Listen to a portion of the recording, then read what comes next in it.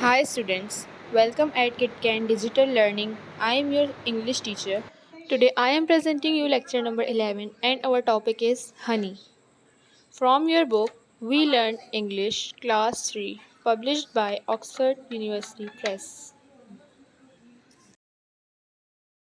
Before starting our today's topic, I would like to advise you a few tips for effective learning and takes maximum benefit from KitKan Digital Learning. Like and subscribe your school channel so you will not miss any video. Carefully listen and watch video from start to end. Find out the answer of the question from the video. You have to watch the video multiple times until you have find the answer. Nasir and his grandfather go for a walk early in the morning every day. Nasir और उसके grandfather सुबह के वक्त जो है रोज़ाना walk पर जाते थे. His grandfather is old but in good health. उसके दादा जो हैं वो बूढ़े हैं लेकिन उनकी हेल्थ जो है वो अब तक अच्छी है. Nasir has to walk very fast to keep up with him. Nasir को उनके साथ चलने के लिए बहुत जल्दी जल्दी चलना पड़ता है. They stop in the park for 10 minutes and do some exercise. उसके बाद वो पार्क में 10 मिनट के लिए रुकते हैं और कुछ एक्सरसाइज करते हैं. They come back and have breakfast together before Nasir goes to school. वो वापस आते हैं और जो है नाश्ता करते हैं एक साथ नासिर के स्कूल जाने से पहले. Nasir says grandfather why do you have honey every day for breakfast. Nasir अपने दादा से पूछता है कि आप जो है रोज़ाना नाश्ते में शहद क्यों खाते हैं. Grandfather says it is very good for health you should also have it. ये सेहत के लिए बहुत अच्छा होता है, तुम्हें भी खाना चाहिए. Walking exercising and eating honey are the secrets of my good health.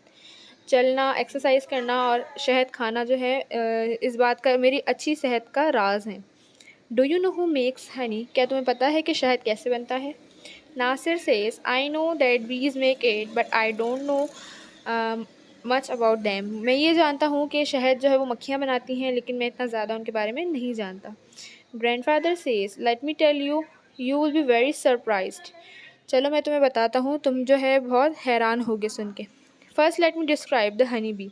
पहले मैं तुम्हें हनी बी के बारे में बताता हूँ. It has a body that is divided into 3 sections.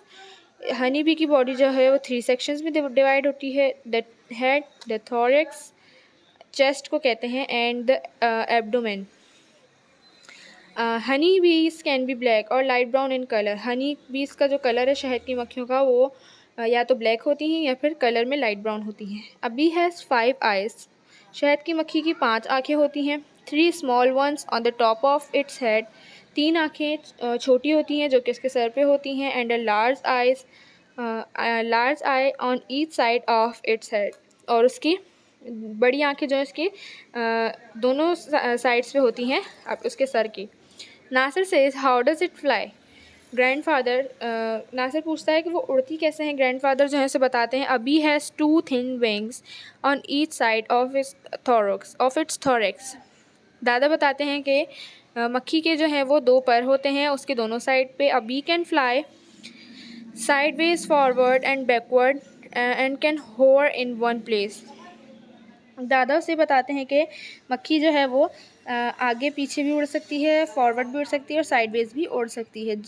Nasir says just like a helicopter. Grandfather exactly like that. Nasir कहता है कि क्या हेलीकॉप्टर की तरह. दादा कहते हैं जी हाँ बिल्कुल हेलीकॉप्टर की तरह. Nasir says I have seen bees flying from flower to flower.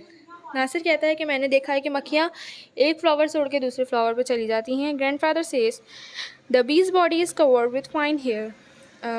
मक्खियों की जो बॉडी है वो बहुत छोटे छोटे बालों से कवर होती है. When a bee travels from flower to flower it collects pollen. जब मक्खी एक फ्लावर से दूसरे फ्लावर पर जाती है तो वो फूलों से पोलन कलेक्ट करती है which sticks to their hair, जो कि उनके बालों पे चिपक जाता है. Nasir says do you remember the hive in the park.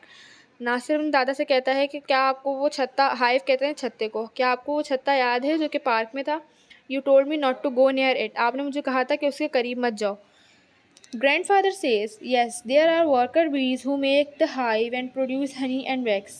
दादा कहते हैं कि हाँ, क्योंकि वो छत्ता जो है वो ऐसी बीज का होता है जो काम करती हैं और छत्ता बनाती हैं ताकि इसमें से हनी निकाला जा सके, शहद निकाला जा सके।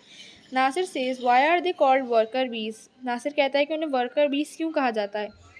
Grandfather says because they work very hard. Grandfather कहते हैं कि दादा कहते हैं कि क्योंकि वो बहुत ज़्यादा मेहनत करती हैं। हनी बीज live in large colonies. Honey बीज जो है वो बहुत ज़्यादा लार्ज कॉलोनीज़ में रहती हैं। The worker bees are always very busy. और वर्कर बीज जो होती हैं वो हमेशा बहुत ज़्यादा बिजी रहती हैं। Some workers collect nectar which is a sweet liquid that is found in flowers. कुछ मक्खियाँ जो हैं वो नेक्टर कलेक्ट करती हैं जो कि मीठा लिक्विड होता है और फ्लावर्स में पाया जाता है। They also keep the hive clean. और वो छत्ते को साफ भी रखती हैं। That take care of the eggs जो कि और अंडों की देखभाल करती हैं। And feed the baby small baby bees. और बेबी बीज को खिलाती हैं। That come out of the eggs जो कि अंडों से निकलती हैं। Each colony has a smaller number of male bees called drones. हर कॉलोनी में जो है वो थोड़े से मेल होते हैं, मेल बीज होती हैं जिनको जो है ड्रोन्स कहते हैं। Nasir who is the leader of the hive. Hive यानी कि छत्ते का लीडर कौन होता है। ग्रैंडफादर कहते हैं कि there is only one queen bee, she is the mother of the colony and everybody has to obey her. Her colony में एक ऐसी बी होती है जिसको क्वीन भी कहा जाता है और वो कॉलोनी की मदर होती है और हर किसी को उसकी बात माननी पड़ती है। Nasir says wow I can't wait to tell my friends about the busy bees. Nasir कहता है कि मैं अपने दोस्तों को मज़ीद इंतज़ार नहीं कर सकता कि मैं अपने दोस्तों को बिजी बीज के बारे में बताऊं।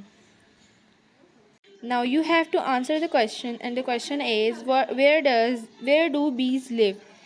मक्खियाँ जो हैं वो कहाँ रहती हैं।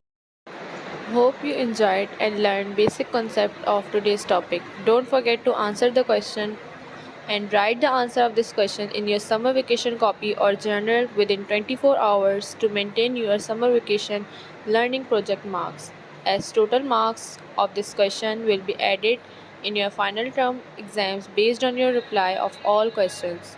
The marks of these questions are 10. Hope to see you in the next topic and learn more new concepts. Thank you. Bye bye.